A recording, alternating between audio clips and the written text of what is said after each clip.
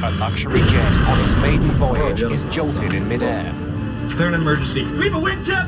The plane has lost part of its wing. It became clear that we were in very, very big trouble. The crew struggles to land the badly damaged plane.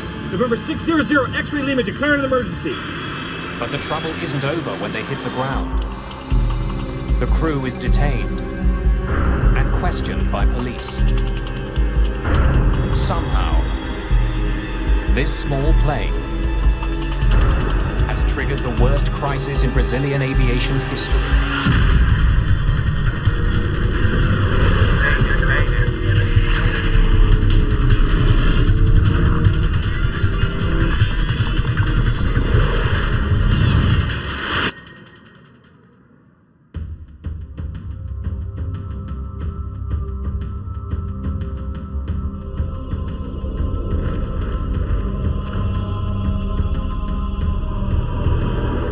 September the 29th, 2006, in São José dos Campos, Brazil.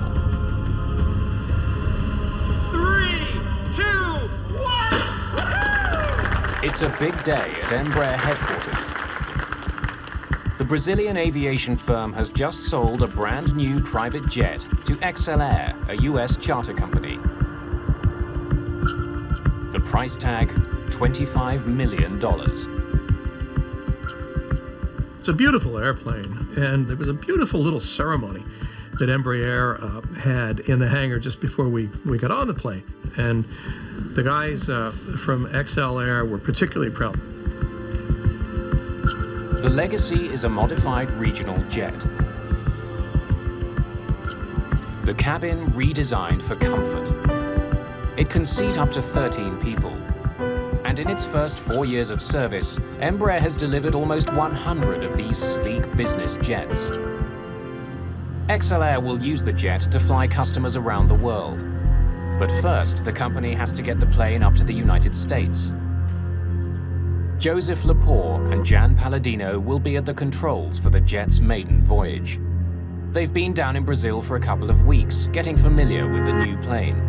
Joe Sharkey is a reporter for the New York Times. He's been offered a free ride home. We were delivering an airplane, basically, and my role was hitchhiker, and they kindly invited me along.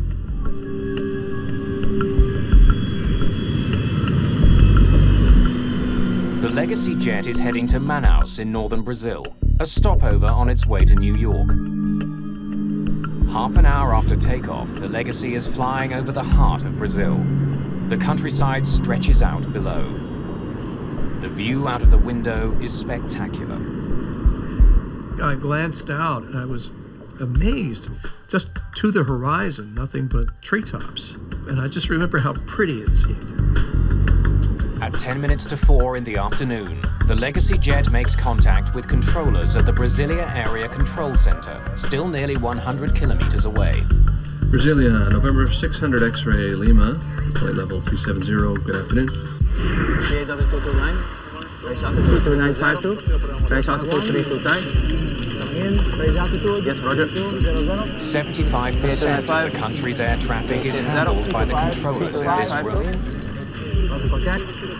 The traffic volume is larger than in any other control center in the country. One of the many planes they'll be dealing with today is the Legacy jet. Every flight that's handled by Brasilia ACC appears on computer screens as a small circle moving in the direction of the plane. The computer also displays the plane's actual and planned altitudes. November 600 X-ray Lima. Squawk ident. Roger.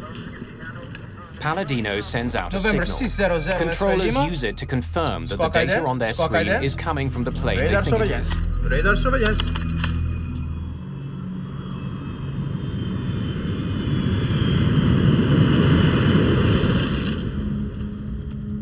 An hour later, the flight has settled into a familiar routine. Mood sort of settled down, everybody was working, and it was just a very, very calm and peaceful time. I was transcribing notes from one of the interviews from the Embraer tour. Brasilia, November 600 X-ray Lima. But in the cockpit, Palladino is having trouble getting back in touch with air traffic controllers in Brasilia. Brasilia, November 600 X-ray Lima. He can't raise controllers on the frequency he used almost an hour ago. He tries other channels. Brasilia, November 600 X-ray Lima.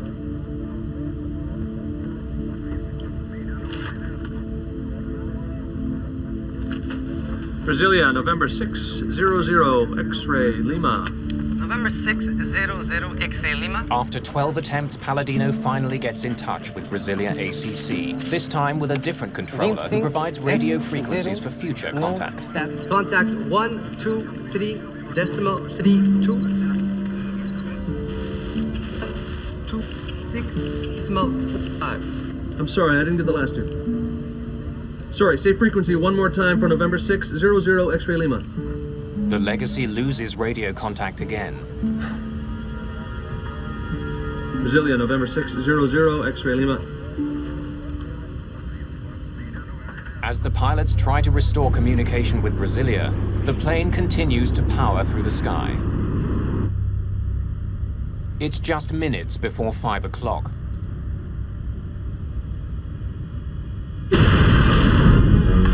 Suddenly there was the loudest bang I've ever heard in my life. The concussion itself seemed to affect every atom in my body. What the hell is that? Just fly the airplane, dude. They're an emergency. Sit down back there. No one's sure what's happened to the jet. But when Joe Sharkey looks out of the window, he's stunned by what he sees. The end of the wing was chopped off and it was serrated. It looked like it had been chewed off. It became clear that we were in very, very big trouble. XLR Vice President Ralph McHaley rushes to the window for a look at the damage. And I said to Ralph, "How bad is it?" And he looked at me and he said, "It's bad." With more experience flying this type of plane, co-pilot Palladino takes over control of the limping jet. Just let me fly the thing, dude. All right? We're descending. I want to get down. Okay, it's yours. The crew still can't make contact with controllers. November 600 X-ray Lima, declaring an emergency. Do we have a wingtip? No. The entire tip of the Legacy's wing is breaking up. That affects airflow and is making the plane hard to control. Yeah, you doing okay? As the plane begins to descend, passengers in the back are worried that the damaged wing is getting worse. Our main concern was that wing, but it had taken such a hit that the structural integrity of the wing was obviously in question. The leading edge was separating. With so much damage to the wing, the pilots can't turn sharply. Too much stress could rip the wing right off. We were in a position where we realized we were going to die. I thought of my wife, and I thought, well, okay, one thing I can do is I can write a note to my wife, which I did. I took out my reporter's notebook, and I wrote, a short note saying that I loved her and that, just saying what I could. The Amazon is a bad place to have to land a plane. It's a dense jungle for as far as the eye can see. There's nothing down there but trees. And I thought, where are they going to put this airplane down? Damn it. Just hours into its maiden voyage, the badly damaged jet is going down. Palladino and Lepore's flying will soon be analyzed and debated throughout Brazil. Chart. The verdict against them will be harsh. Please answer, November 600 X-ray Lima. The crew of the Legacy jet searches desperately for a place to land their crippled plane. Captain Joseph Lepore finds a small military base on his chart. November 600 X-ray Lima, we have an emergency. State your emergency. November 600 X-ray Lima, declared an emergency. We need to land at Sierra Bravo Charlie Charlie. Is that your airport? Affirmative. Do you know how long your runway is? 2600 meters. Stand by. 2600, that's good, right? 8,000 feet? Okay, we're coming in. We're declaring an emergency. This is November 600 X-ray Lima. Did you see something? Something hit us. 2,600 meters is more than long enough to land a Legacy, but the crew doesn't know how the plane will respond when it touches down. The canopy of green, there was a slash of brown, 2 miles away. I heard Joe say, "There's an airport." Sierra Bravo, we see you. We're coming in. Finding an airport was a stroke of luck, but the crew's troubles are far from over. Now they have to get the damaged jet safely on the ground. Palladino and Lepore can't configure their plane for a routine landing. Hold it. Let's dump the flaps at the top of the flare, right? So give me 9 on the flare. 9. Extending flaps increases the size of the wing. Since a bigger wing can generate more lift, pilots can slow down to land. You good? Yeah, I'm good. With all the damage they've sustained, the crew doesn't want to put too much pressure on their wing. You got 9. They won't be able to extend their flaps until the last moment. They'll have to land faster than usual. Yes. Everyone sit down back there. When you land under those sort of circumstances, you're landing faster than you normally would. And you get a real appreciation of just how fast an airplane is actually moving, because you're coming down like gangbusters. I see these trees now, at ground level, just sort of, it look almost like a movie with one of those moving backgrounds. And I'm thinking, I hope this runway doesn't run out. You got it. Palladino hits the brakes hard. Good. You got it. Hold it. Then You're good. finally the plane begins to slow.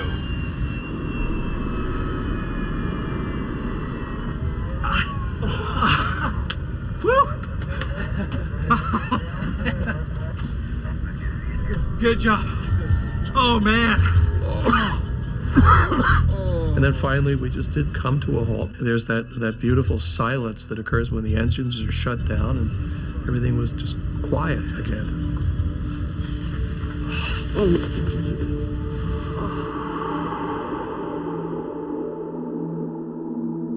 For more than 25 minutes, the business jet had flown with part of its wing torn off. There's also damage to the plane's tail. Somehow, high over the rainforest, something tore into the plane.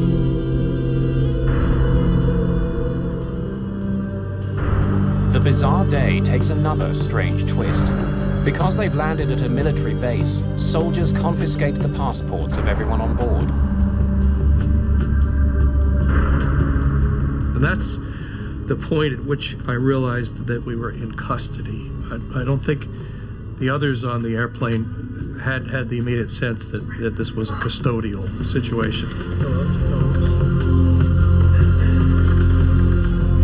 Along with the two pilots, the jet's passengers are taken to the nearby airbase.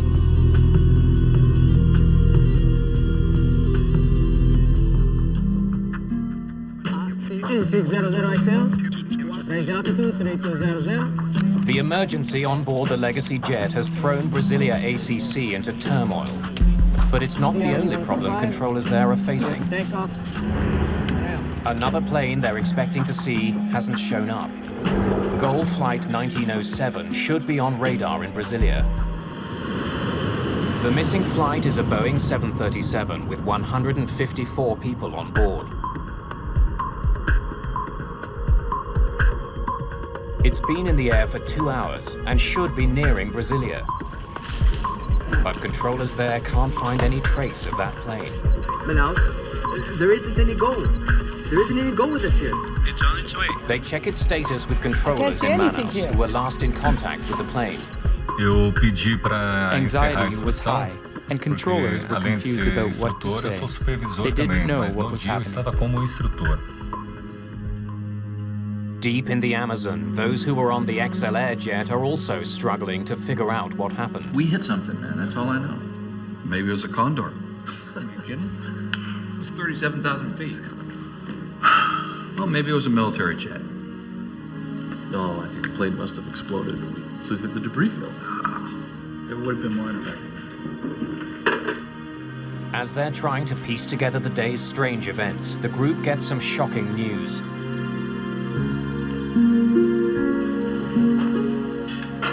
A Goal flight has crashed. It's the plane that's been missing. I just heard the 737 went down in the Amazon right where we were.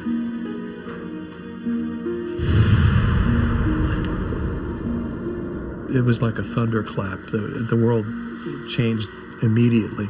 And Joe and Jan were just stricken. I don't think I've ever seen two more anguished men in my life. The Goal flight crashed right where the Legacy lost a piece of its wing. It can't be a coincidence.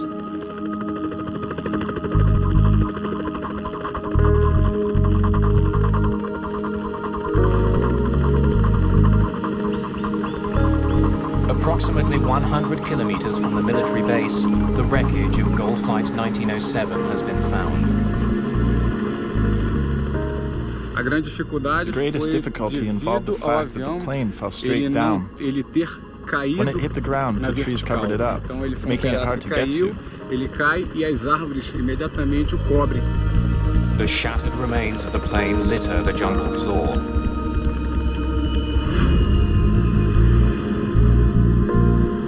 The news hits controllers in Brasilia extremely hard. They had just realized that the worst thing that could happen in air control happened. People were crying. A lot of people had to be dragged out of the room.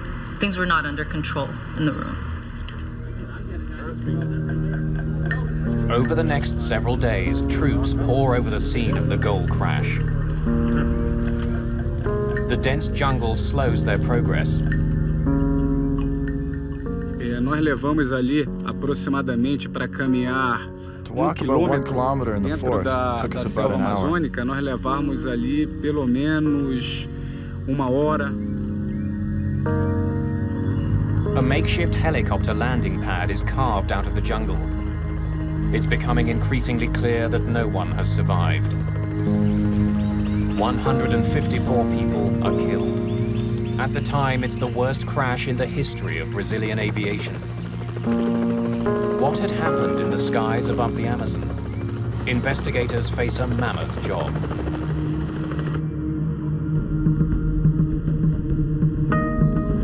Colonel Rufino Ferreira is in charge of the investigation into the Gull crash. An investigator always has to keep an open mind. You can't start with any preconceived ideas. When we arrived at the location of the accident, the only thing we knew for sure was that we had found the plane that was missing. The wreckage of the Gull jet is spread over more than 2 kilometers. The widespread debris tells investigators that the plane ripped apart before crashing to the ground. The aircraft disintegrated during fall. It hit the ground in pieces.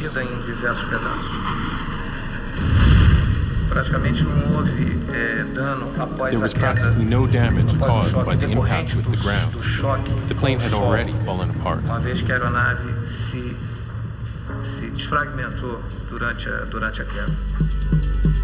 On October the 2nd, just 3 days after the crash, the plane's flight data recorder is found. Most of the cockpit voice recorder is also recovered, except for one critical part. In this accident, the impact was so strong that the module separated from the recorder. Modern voice recorders don't use tape. Conversations are recorded digitally onto a memory module. But that part of the Gull CVR has broken free. Without it, the rest of the cockpit voice recorder is useless. While the search for the module continues, Ferreira looks at the information from the 737's flight data recorder. He learns that the plane was flying at 37,000 feet. It was on course and flying level at its assigned altitude. Then, without warning, the plane pitched over and plummeted toward the ground. Whatever happened, it was sudden and catastrophic. The data recorder tells Ferreira that the plane spun 11 times before it hit the ground. Klaus, I can't see Gull. There isn't any Gull with us here. It's on its way. So it's already in my area? For over half an hour. Police investigators want to know what air traffic controllers can tell them about Gull Flight 1907's final minutes. There was no Mayday. In fact, we never had contact with the Gull jet. Controllers say there was no warning that the jet was in trouble. It simply vanished. Colonel Ferreira studies air traffic control data from the day of the accident. There is no sign of the Gull flight. But the readings from the smaller Legacy jet capture his attention.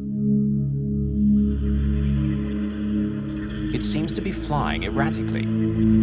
Instead of keeping to a single altitude, the radar shows it flying up and down dangerously.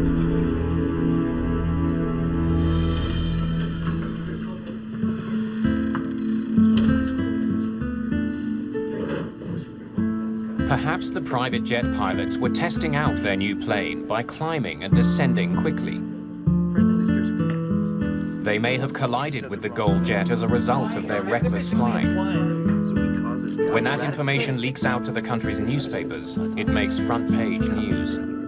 The population thought it was unjust that a smaller aircraft was able to make an emergency landing while the larger aircraft with 154 people just fell into the Amazon and everyone died.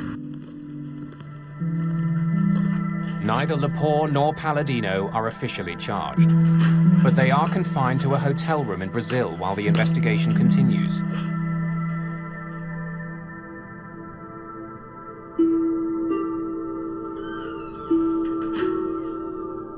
Ferreira interviews the two pilots about what they did and what they saw.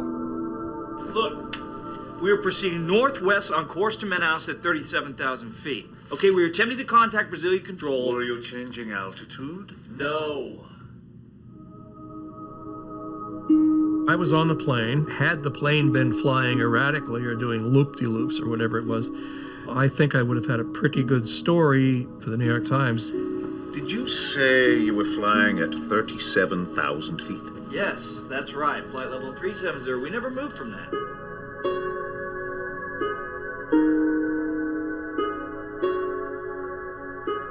When he reviews the information from the Legacy's flight data recorder, Ferreira confirms the pilot's story. Although the ground radar shows the Legacy flying wildly, the data from the plane shows that it didn't change altitude at all. But there is something shocking about the Legacy's path. The business jet was flying north to Manaus, the Gold flight south from Manaus.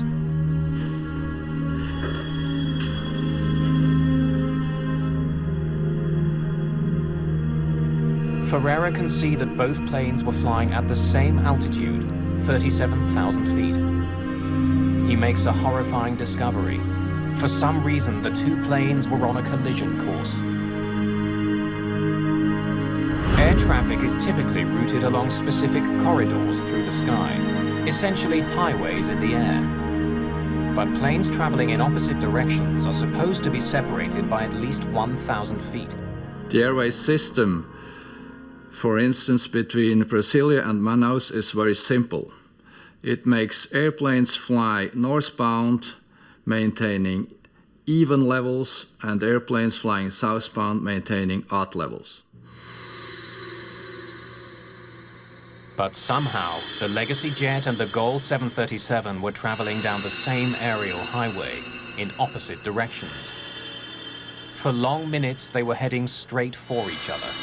It seems more and more likely that the two planes collided.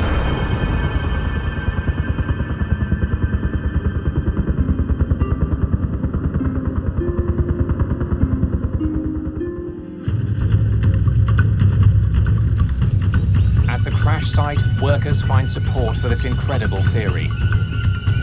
The left wing of the Gold flight is recovered. Investigators discover that about halfway along the wing, it's sliced clean through. None of the other wreckage is sliced this way. The precise nature of the cut tells Ferreira that this is not damage that was caused by impact with the ground. The damage on the left wing clearly shows that it was caused by a collision with another plane. The badly damaged wing would have sent the 737 into a spiral dive. The pilots would have had no way of controlling it.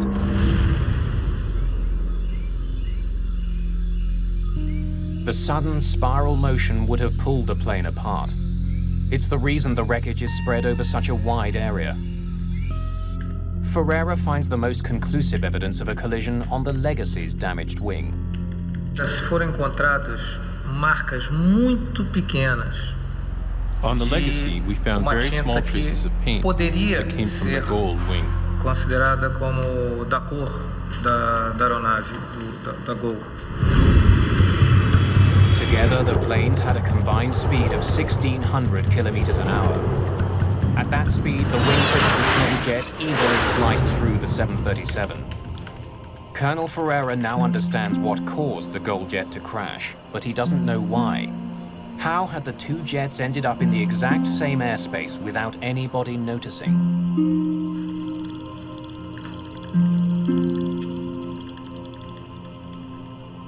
Investigators in Brazil now realize that they are dealing with something very unusual. A midair collision is a very rare event in aviation, and it should not have happened with two very modern new aircrafts. The situation becomes more complicated when investigators study a critical document, the Legacy's flight plan. Flight plans are filed by using a standard form which is the same all over the world. The form will contain the flight number as well as requested flight level or altitude. According to this document, when it collided with the Goal flight, the executive jet wasn't expected to be at 37,000 feet. The Legacy's flight plan called for the jet to fly at 37,000 feet only until it reached Brasilia, then descend to 36,000. But the collision took place 850 kilometers northwest of Brasilia, well past the point where the Legacy was supposed to descend. So why hadn't the Legacy followed its flight plan?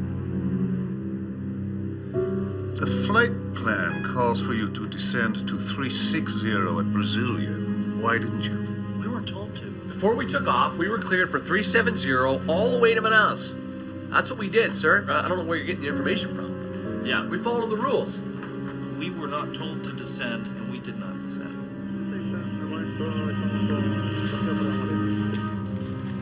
Colonel Ferreira needs to check the story that the crew is telling.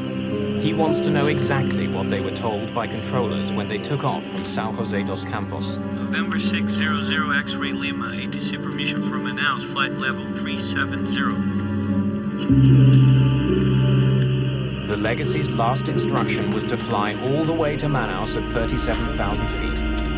The pilots obeyed that instruction even though it differed from their flight plan. Air traffic control always can deviate from the flight plan because they have best knowledge of the actual traffic situation. Leaving Manaus, the Gold jet was also cleared to fly at 37,000 feet. Both planes were assigned the same altitude by controllers at opposite ends of the country. Once we were certain that both planes were flying at the same altitude, we knew for sure there would be a lot to investigate on the side of air traffic control. Ferreira turns his attention to conversations between controllers in Brasilia and the Legacy jet. The cockpit voice recorder from the Legacy gives investigators a remarkably detailed look into what happened on the private jet. The brand new Legacy jet has a state-of-the-art recorder that captures 2 hours of conversation. The CVR was probably the most important component in the investigation. November 600 X-ray At 10 minutes to 4, the crew is told to change radio frequencies and get in touch with the controller monitoring their flight. Change frequency to 125050. Decimal 1, I'm sorry, 12505, good day. Good day. At this point, the Legacy jet is approaching Brasilia, but the crew never receives any instructions regarding their altitude. Brasilia, November 600 X-ray Lima, level 370, good afternoon. November 600 X-ray Lima. When the Legacy overflew Brasilia at flight level 370, according to the flight plan, it should have been descending to 360, but air traffic controllers simply forgot to give the order to the Legacy to descend to 360. The pilots would have assumed they were meant to stay at 370, 37,000 feet. No airplane should ever change altitude without receiving instructions from air traffic control. To discover why controllers didn't give that crucial instruction, Colonel Ferreira takes a closer look at the technology used to monitor the traffic over Brazil. So, can you call up the Legacy jet screen for us? Na tela radar, nós recebemos a informação de On the radar velocidade, screen, we see the altitude, speed, e o and the transponder transponder, que é o information of each módulo plane. alfa que nós chamamos, que é o código transponder da aeronave para a identificação de cada aeronave. Each flight has an individual code assigned to it that helps controllers track it. Underneath that, there are two separate numbers. On the left, the plane's actual altitude. On the right, the altitude the plane is supposed to be at according to its flight plan. So here, the number changes to 360. As the Legacy jet passed over Brasilia, the number on the right, the planned altitude, changed. The computerized system automatically updated it. According to the flight plan, at this point, the plane was supposed to descend to 36,000 feet, 360. To my knowledge, only Brazilian air traffic control system is using this kind of design. In other parts of the world, this update has to be done manually. The computer changed a single number, which led to a critical error. Without much experience with the computerized system, the controller mistook the new planned altitude for the plane's actual altitude. Só que o sistema mudou automaticamente, mudando o nível autorizado para The nível system changed it automatically solicitado. from the E aí o authorized controlador altitude acabou to the planned altitude, which made the controller believe the por essa Legacy mudança was flying automática. at E quando 360. o outro controlador veio assumir o serviço, ele passou para ele o nível que estava no plano de voo 360. Police investigators talk with the controller who was on duty when the number changed on the screen. It was shortly after that I went on break. Lucivando relieved me. He tells police about a critical mistake on his part. You have 5 aircraft. The Legacy is at 360. Before leaving, he handed his flights off to another controller, telling him where he thought the Legacy was flying. I believe it was at 360, and that's what I told you. When the new controller took over, the one being relieved gave him the Legacy's altitude information according to the flight plan, 360. But the jet was actually flying 1,000 feet higher, right in the path of the goal flight. Colonel Ferreira studies transcripts of conversations on board the Legacy and finds that the crew was having their own difficulties during the flight. How much longer, guys? That's a good question, Ralph. The crew seems unfamiliar with some of the jet's advanced systems. Still working out the kinks on how to work this flight management system. Where's the one that gives us total time? My impression is that the pilots were trying to learn their aircraft systems during the flight. Investigators also uncover a breakdown in communications. Brasilia, November 600 X-ray Lima, flight level 370, good afternoon. November 600 X-ray Lima. After a brief conversation between the Legacy jet and Brasilia November ACC, 600 Colonel X-ray Ferreira Lima, notices something extremely unusual. Radar surveillance. Radar surveillance. For almost an hour, the Legacy pilots don't talk to anyone on the ground. They stayed 57 minutes without attempting any contact with air traffic control, which seems like a lot of time.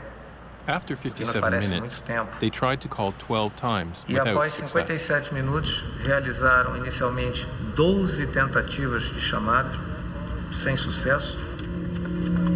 Brasilia, November 600 X-ray Lima. Palladino did try to get hold of ground control, but he couldn't get through. Brasilia, November 600 X-ray Lima. He then tried the backup frequencies listed on his navigation charts. Brasilia, November 600 X-ray Lima. November 600 X-ray Lima. His only contact, a single garbled message. 6 S-mode 5. Sorry, say frequency one more time for November 600 X-ray Lima. Both pilots and air traffic controller should have been more concerned of maintaining two-way contact all the time. This is their duty. Brasilia, November 600 X-ray Lima. Had pilots and controllers spoken, they might have discovered that the Legacy was flying north in a corridor reserved for southbound traffic. As the public learns about the mistakes in the Air Traffic Control Center, there is growing pressure to make some changes. We wanted to understand what had happened to these people inside the control room. The controllers should have been able to see on their radar screens that these two airplanes were flying in a collision course. Brazilian air traffic control is one of the last in the world to be run largely by the country's military. Since they're run by the military, they're run by the Brazilian Air Force, we did not have complete access to information except for what was released. As fingers are pointed at controllers, many of them come forward with stories of overwork and poor training. They complained that they weren't well trained in English language, which is the international aviation language. Also, they had complaints about their equipment. In fact, the controller who incorrectly reported the Legacy's altitude had been on the job for only a year.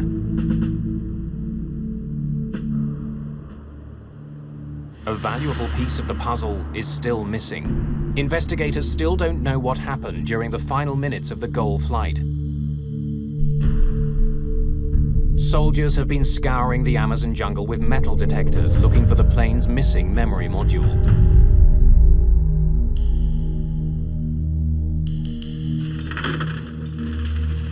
Almost a month after the crash, they find it.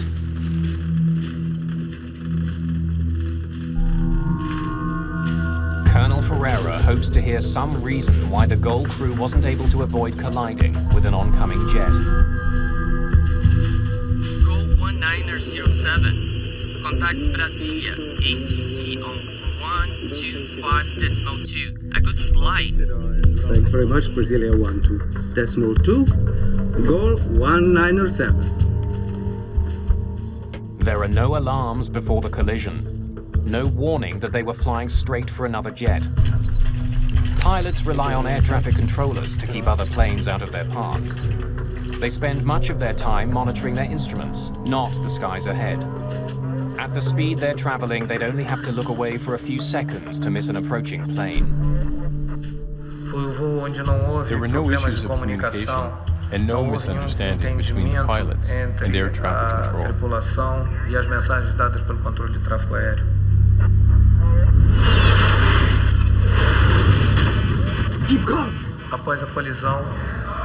They had no idea what had just happened to their plane and fought until the end to regain control.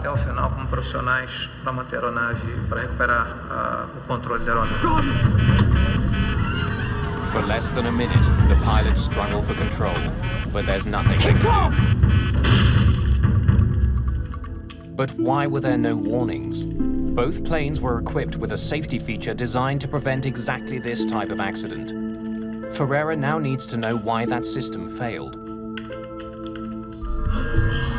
Earlier in the investigation, strange radar images suggested that the Legacy pilots were flying wildly over the Amazon.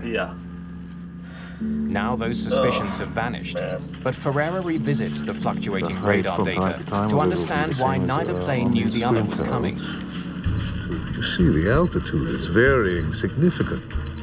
To try to understand this last piece of the puzzle, Colonel Ferreira returns to the radar display that air traffic controllers saw the day of the crash. Instead of displaying just the expected altitude and the actual altitude, the letter Z appears between them. The Z on the air traffic controller screens indicates that the airplane he's looking at has lost its transponder. Modern commercial aircraft are equipped with transponders. Like small radio stations, they broadcast information on the plane's altitude and flight number. This information is received by computers on the ground and instantly displayed on the screens of air traffic controllers. In Brasilia, if the transponder fails, so-called primary radar takes over automatically. Signals are sent out from the ground that hit the target and return. Those readings are wildly inaccurate. Primary radar only is a passive indication of anything that is flying through the airspace. The difference of the actual altitude in the primary radar system might differ several thousand feet. The inaccuracy of the radar tracking the Legacy jet explains why its altitude appeared to be rising and falling. Investigators discover that the transponder wasn't sending out signals for more than 50 minutes before the crash. But controllers didn't notify the pilots. That may be because they didn't notice the subtle change.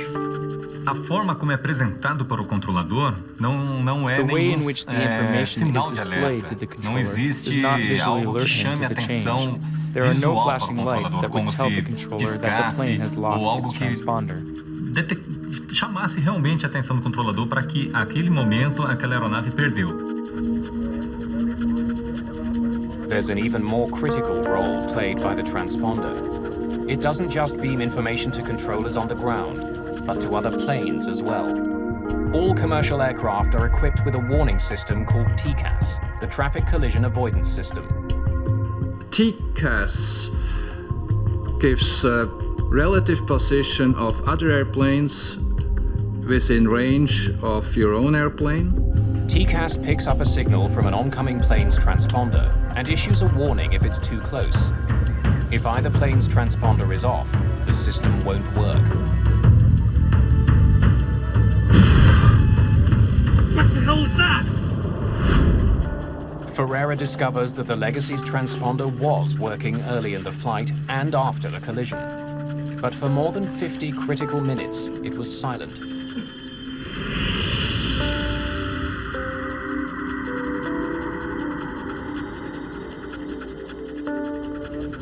How had a state-of-the-art jet, just off the factory floor, developed problems with its transponder? Parada de funcionamento de transmissão do transponder.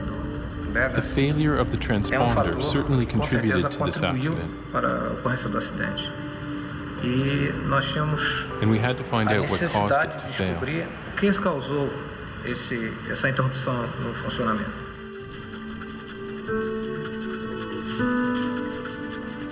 Investigators examine the Legacy jet's transponder unit. They discover that the system which controls it had a troubled history. It had been installed on a different plane, but removed because it wasn't working. It was repaired and then placed on the jet that was sold to XLR. Investigators have the system tested. But even with its suspicious past, after the crash they can find no obvious problems with the plane's transponder.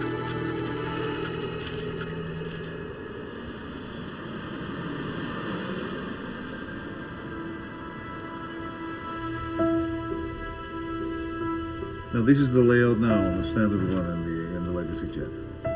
Colonel Ferreira does notice something potentially dangerous about the design of the Legacy's cockpit.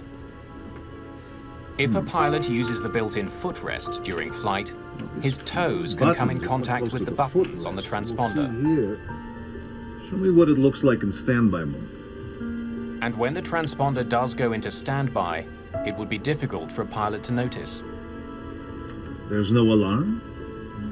A small yellow warning light is the only indication that the transponder isn't on. It was not easy for the pilots to detect that because it's not hooked up with the central warning and alert system. But the pilots of the Legacy jet do not remember using the plane's footrest. Still working out the kinks on how to work this flight management system. Time. Investigators suspect that one of the pilots may have turned the transponder off by mistake. No momento, o cenário provável. The most probable scenario is that by accident, one of the pilots temporarily turned off the equipment as he tried to familiarize himself with the technology on board. However, the transponder went off. At a critical moment, the crew had no last-ditch safety system to warn them that they were flying right at a 737. Even though the TCAS system on the GOL plane was working, there was no signal from the approaching jet for it to receive. Closing in on each other at 1,600 kilometers an hour, the pilots never saw each other coming. Brazil's air traffic control system would undergo some radical changes as a result of the collision. But those changes would not come without a fight. The investigation into the crash of GOL Flight 1907 has uncovered dangerous problems with Brazil's air traffic control system. Brasilia, November 600 X-ray Lima, level 370, good afternoon. 2 planes were assigned to fly at the same altitude in the same airspace. Radar surveillance. Overworked and inexperienced controllers in Brasilia neglected to instruct the Legacy jet to descend to 36,000 feet. You have 5 aircraft. The Legacy is at 367. Then they mistook the Legacy's planned altitude for its actual altitude. To make matters worse, the Legacy pilots, unfamiliar with Brazilian airspace, were unable to make contact with controllers on the ground.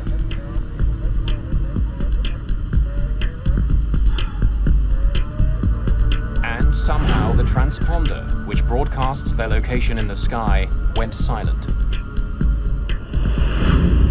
which controllers in Brasilia failed to notice.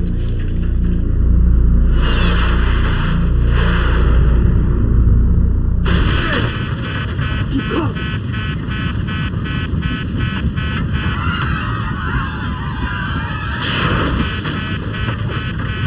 Keep going.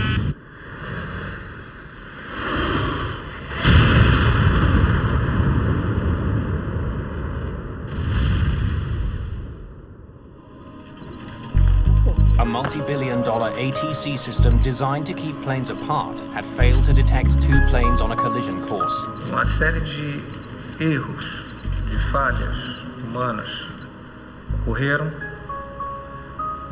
e onde as defesas, one by one, a series of human errors occurred, tudo and na all of the aviação defense systems that exist to avoid these errors para were defeated. evitar esses erros foram sendo uma a uma vencidas. A month after the crash of the Gol passenger plane, controllers begin a work to rule campaign. They want to draw attention to problems with the system. Once they did start working to the rules and not stretching them anymore, this triggered what we called the aviation crisis in Brazil.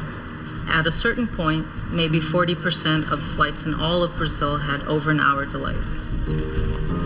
Following the crash and the work slowdown, changes start being made. There has been a lot of changes in Brazilian aviation after the accident, specifically with regards to air traffic control.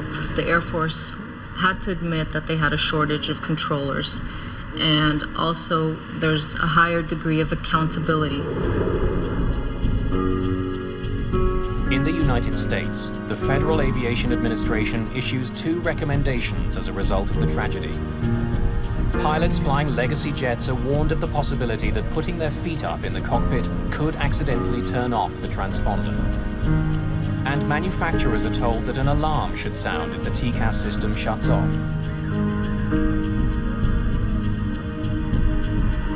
The controllers who were involved in the crash are charged with varying degrees of manslaughter. But those criminal charges worry people who were closely involved with the disaster.